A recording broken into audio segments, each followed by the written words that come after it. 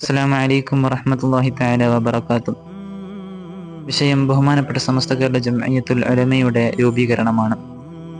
നമുക്കറിയാം, നബി സല്ലല്ലാഹു അലൈഹി വസല്ലമ തങ്ങളുടെ കാലം മുതൽക്ക് തന്നെ ഇവിടെ ദീൻ പ്രചരണത്തിനിരയായിട്ടുണ്ട്.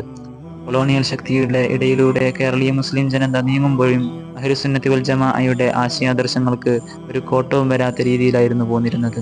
എന്നാൽ 1920-കളിൽ കെ.എം. മൗലവിയുടെയും നേതൃത്വത്തിലുള്ള ഐക്യസംഘം അഹ്ലുസുന്നത്തി വൽ ജമാഅയുടെ ആശയാദർശങ്ങൾക്ക് വളരെയധികം കോട്ടമുണ്ടാക്കി.